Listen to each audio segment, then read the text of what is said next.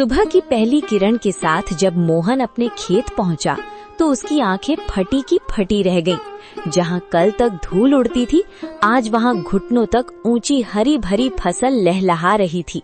बड़े बड़े चमकदार आलू और मोतियों जैसे मटर के दाने। तभी वहां से काला गुजरा। काला हैरानी और चिढ़ के साथ, अरे मोहन, ये क्या तमाशा है? कल शाम तक तो यहाँ मिट्टी उड़ रही थी और आज एक ही रात में इतनी बड़ी फसल। कौन सा गड़ा हुआ खजाना हाथ लग गया है तेरे? या कहीं शहर से कोई चोरी का माल लाकर यहाँ गाड़ दिया है? नहीं काला भाई, ये ना कोई चोरी है और ना कोई तमाशा। ये तो ऊपर वाले की मेहरबानी है। कल एक घायल चिड़िया की मदद की थी, बस उसी की दुआओं ने आज ये रंग दिखाया है। देख भाई, कितने सुंदर आलू और मटर है। तू भी थोड़े घर ले जा। दुआएं? चिड़िया मुझे बेवकूफ समझता है। ये जरूर कोई काला जादू है। जोर से, मुझे तेरे खैरात की जरूरत नहीं है मोहन। याद रख, जो रातों रात उगता है वो रातों रात ढल भी जाता है। काला के मन में शांति नहीं थी। वो जानना चाहता था कि मोहन को ये सब मिला कैसे। वो बिल्ली के कदमों से मोहन के टूटे हुए घर के पीछे पहुंचा और खिड़की से कान लगाकर सुनने लगा। अंदर मोहन, बिमला और माँ बातें कर रही हैं। मोहन, मुझे अब भी यकीन नहीं होता। वो सुनहरी परी सच में हमारे लिए फरिश्ता बनकर आई थी। उसने कहा था ना कि जब तक दिल साफ रहेगा ये फसल बढ़ती रहेगी। हाँ बिमला, उसने उसी बरगद के पेड़ के पास दर्शन दिए थे जहाँ से मैं रोते हुए लौट रहा था। वो दिव्य प्रकाश, वो ममता भरी आंखें, मैं कभी नहीं भूल सकता। काला भाई को शक हो रहा था, पर उसे कैसे समझाऊं कि ये सब दया का फल है। काला खिड़की के बाहर बुदबुदाते हुए, अच्छा तो ये बात है। बरगद का पेड़, परी और सुनहरी पोटली। अगर उस भीख मंगे मोहन को परी मिल सकती है तो मैं तो उससे कहीं ज्यादा चालाक हूँ।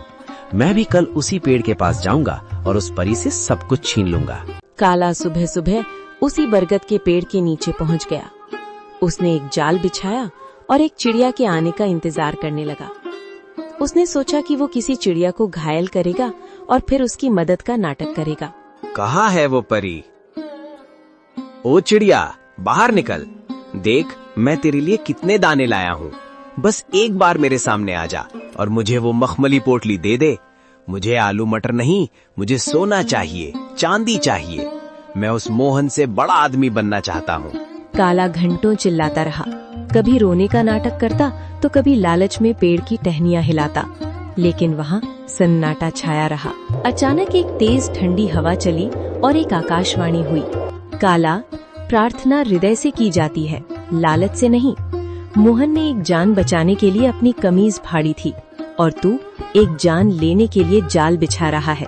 जा, तुझे कुछ नहीं मिलेगा, क्योंकि तेरा मन ईर्ष्या की राख से भरा है। लालच की फसल कभी मीठी नहीं होती। नहीं, ये नाइंसाफी है। उस गरीब को सब कुछ और मुझे कुछ नहीं। अगर मुझे नहीं मिला तो मैं मोहन का भी कुछ नहीं रहने दूंगा। मैं आज रात उसके खेत को शमशान बना दूंगा। मोहन ने पहली फसल घर लाई। बिमला ने जब आलू और मटर की सब्जी बनाई तो उसकी खुशबू पूरे गांव में फैल गई। बीमार माँ ने जैसे ही एक निवाला खाया, उनके चेहरे पर रौनक आ गई। पिताजी, ये आलू तो बहुत मीठे हैं। क्या ये सचमुच हमारे खेत के हैं? अब मुझे स्कूल जाने के लिए नया बस्ता मिलेगा ना? हाँ मेरे बच्चे, अब हम कभी भूखे नहीं सोएंगे। बिमला देखो, भगवान ने सुन ली। आज माँ की आंखों में चमक देखी? ये उन जादुई बीजों का ही प्रताप है। बिमला आंखों में आंसू भरकर, मैं तो डर गई थी मोहन। मुझे लगा था कि गरीबी हमारी पहचान बन गई है, लेकिन आज पहली बार लग रहा है कि हमारे घर में भी लक्ष्मी ने कदम रखा है। पर मुझे उस काला से डर लगता है। उसकी नजरें हमारे खेत पर जमी है।